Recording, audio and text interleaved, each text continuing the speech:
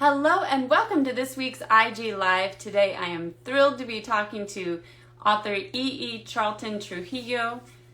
You probably know them for YA, middle grade, as well as picture books. And this is their latest, Lupe Lopez Reading Rockstar, which is of course a follow-up to Lupe Lopez Rockstar Rules. And we're going to be talking about their YA fiction, middle grade, and of course this new latest picture book, which is Lupe Lopez Reading Rockstar. They're also a filmmaker and a literacy activist. So we're going to dig into exactly what is a literacy activist, what does that mean, and why is it so important to teach kids and teens to find their own voice. And hold on just a minute.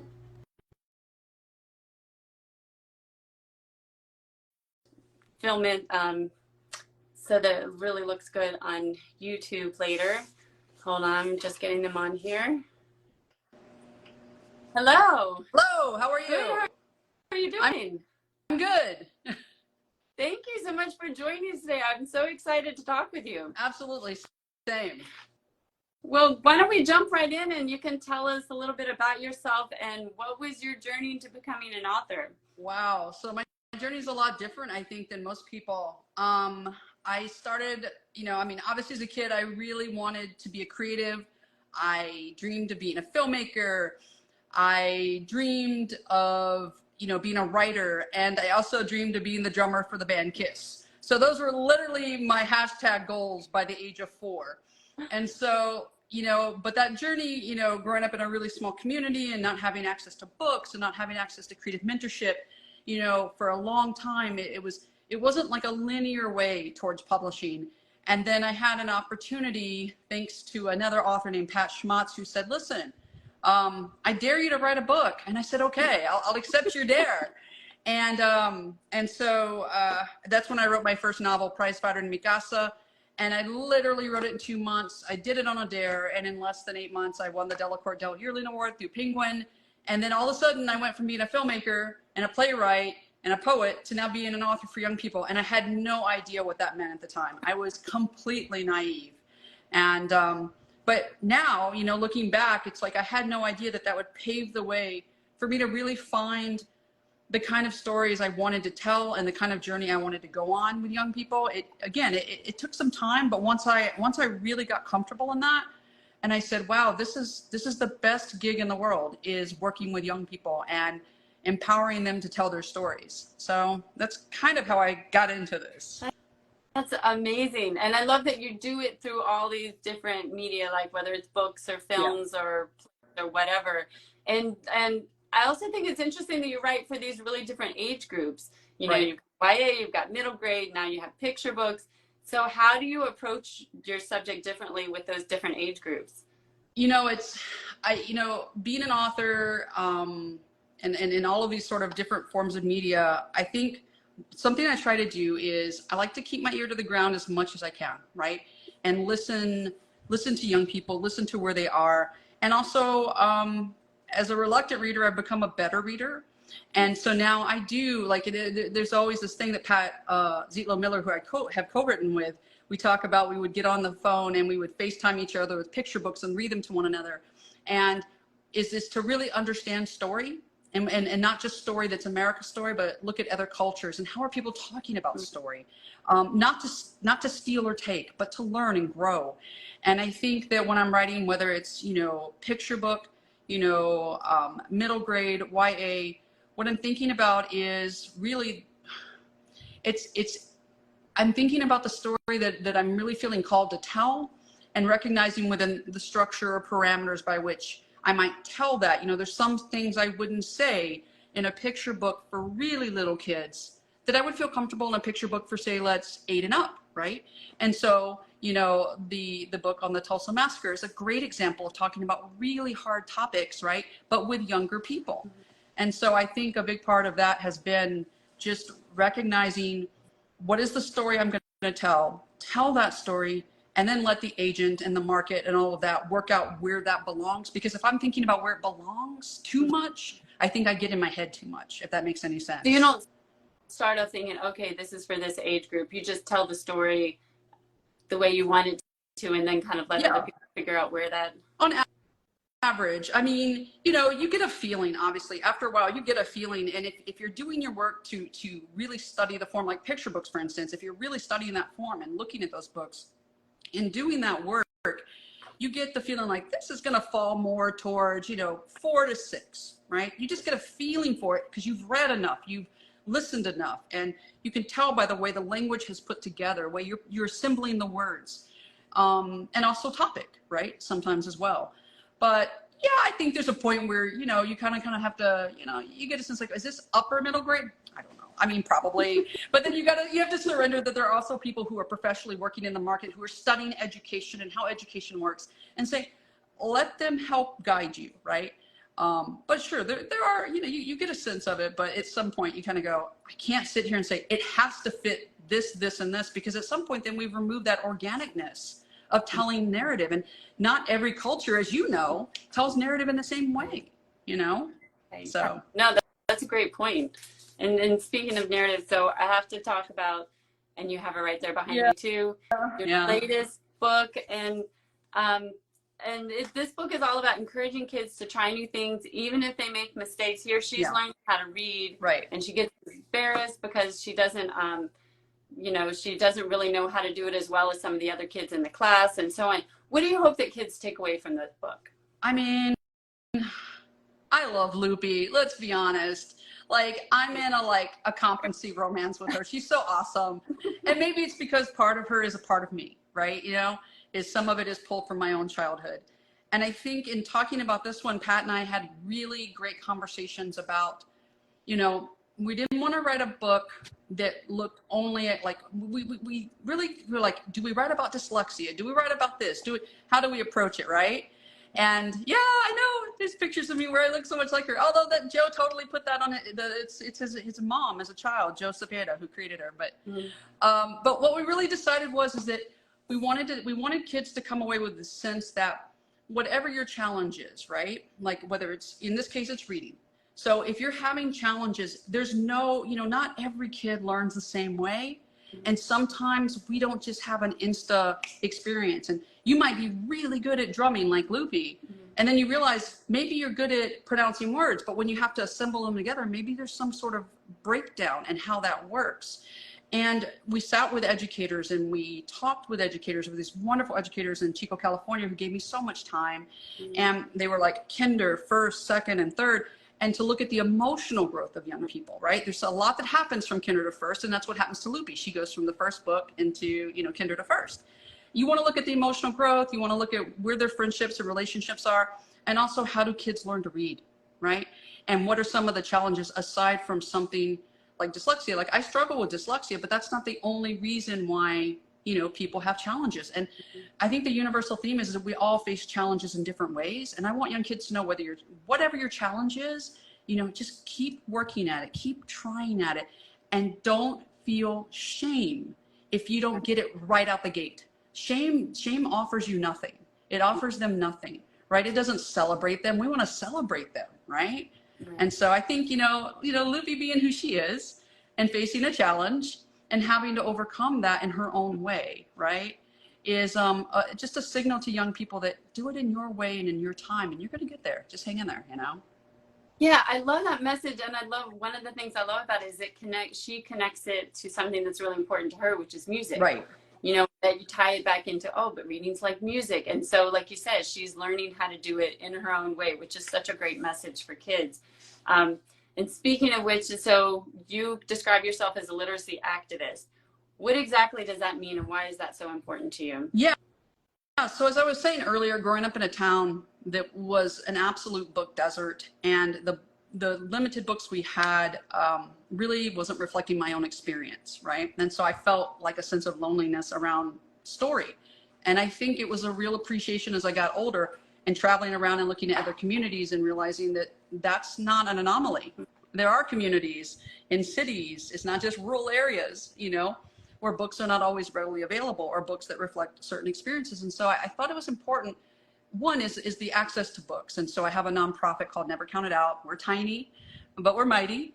And we get books into communities all over the country so young people can have access. And the other part of that is also, when you look at literacy, is that you're not requiring certain readings within the canon. You're talking about story, and how is story in each of these young people, and how do they want to tell their story.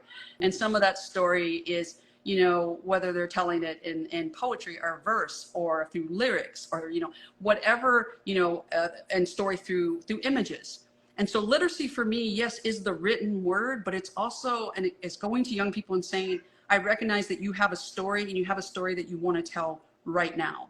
And how do we get to that place? How do we get to that place where you feel that confidence to do it? And so when I say literacy activist, it is the written word and it is the reading word, but it's also the idea of how does story become evoked in these young people so that they have confidence and they feel like they can move through the world and be heard. And so I think that's a big part of it. Yeah, I'd love to talk about that more, because you have that great quote, like your voice is revolution, your story is revolution, and you really focus on that, whether it's school visits, obviously in your books, about getting kids to tell their own story.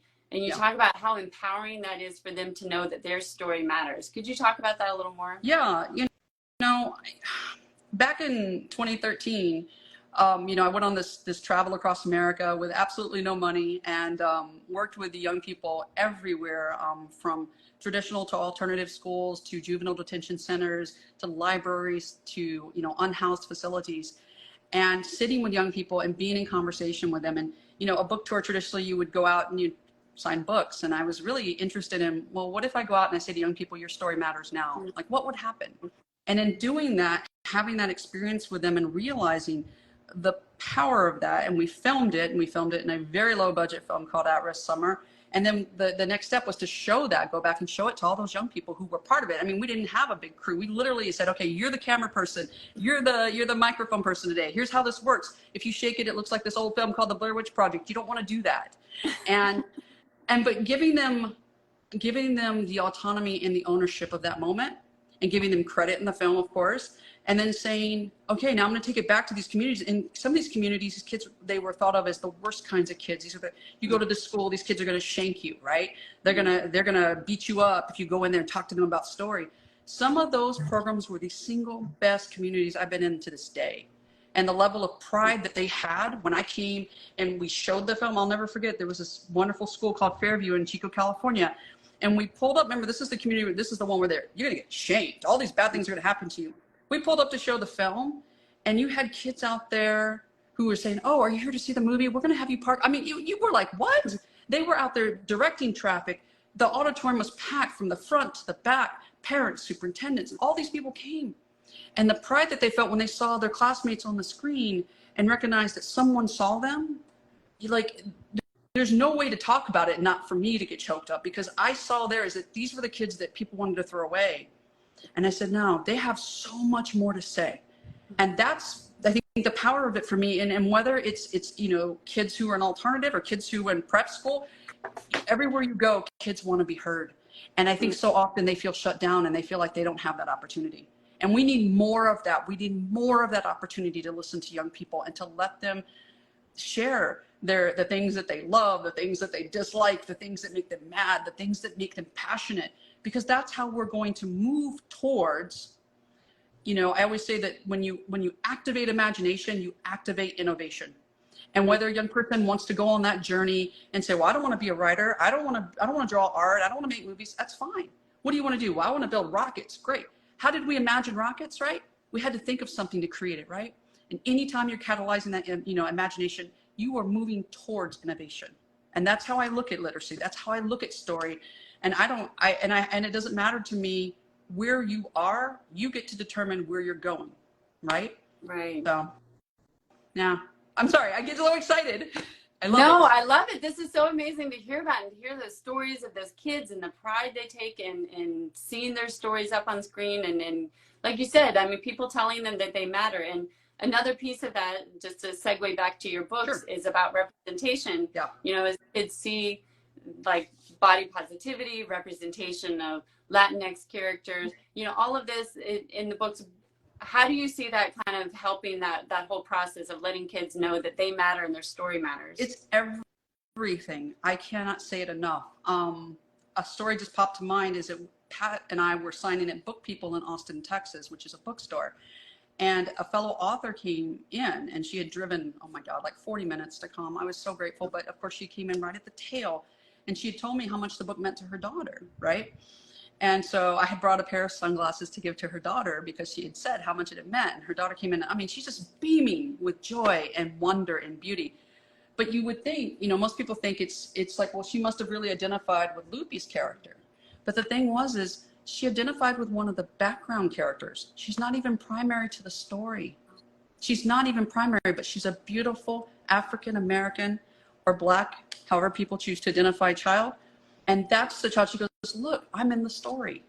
You tell me it doesn't matter to be on that page. She's not even the focal, but her presence. And this child's, I'm guesstimating 3, 4, I think.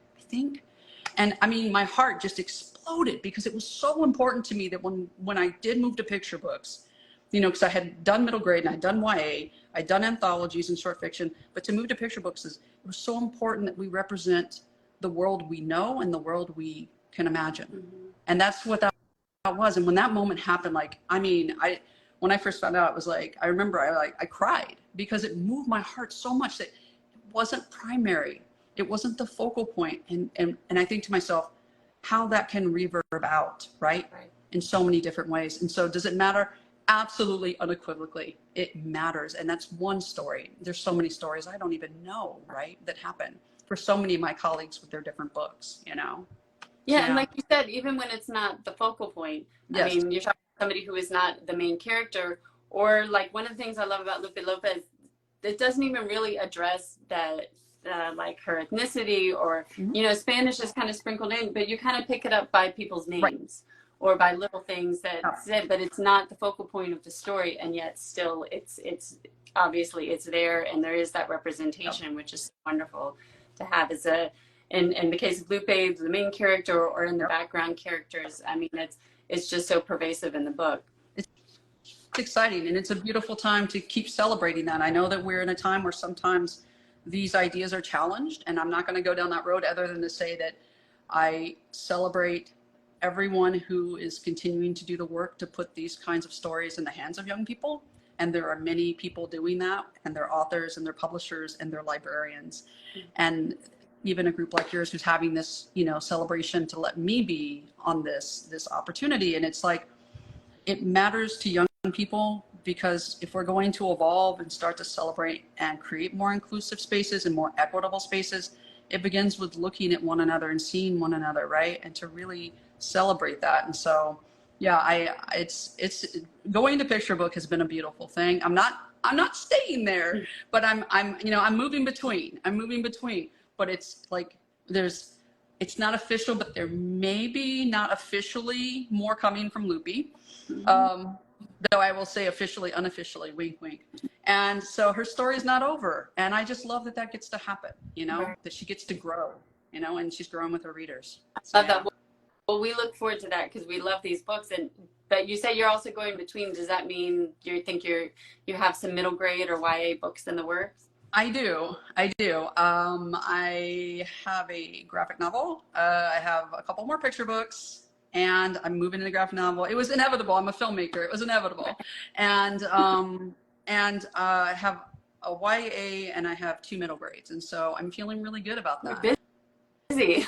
I'm busy, but it's a good thing. I mean, it's a good thing. I mean, some days it's a lot, but I'm busy and I'm getting to collaborate with someone, and I'm really excited about that. And, you know, I've collaborated with Pat, of course, but on a different way I'm collaborating, and I'm so excited. And it's just been a really wonderful time to tell story and I feel like I get to grow with it. Like, I look back and I think about when I wrote my first book, and you know, like everything else, there's like a word or two you would change in there because, you know, like, you're a different person. It was a while ago. And then, but now I look at it and I just think to myself, it's the journey. And a lot of that growth has been really listening to young people and listening to their narratives and doing the work on the page, you know, doing the earnest work of reading, of listening, of being in conversation, whether it's about issues of class or race, my own biases, and just say, how can I best be in service to young people? That's what it comes down to. That's it. And it's really that simple, you know? Right, and I know you've done a lot to help other authors that are coming up that are wanting to do something similar. You were a madrina with Las Hmm. Musas. And so what are your tips for any Oh. other aspiring?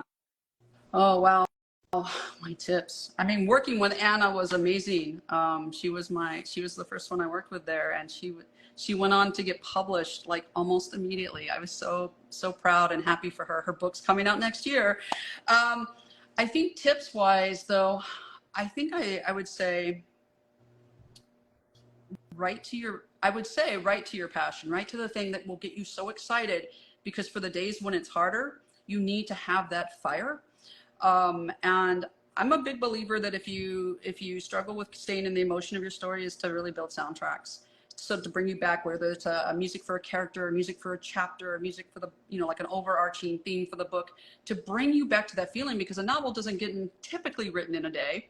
Even if you write it during Nano month, it's still a month.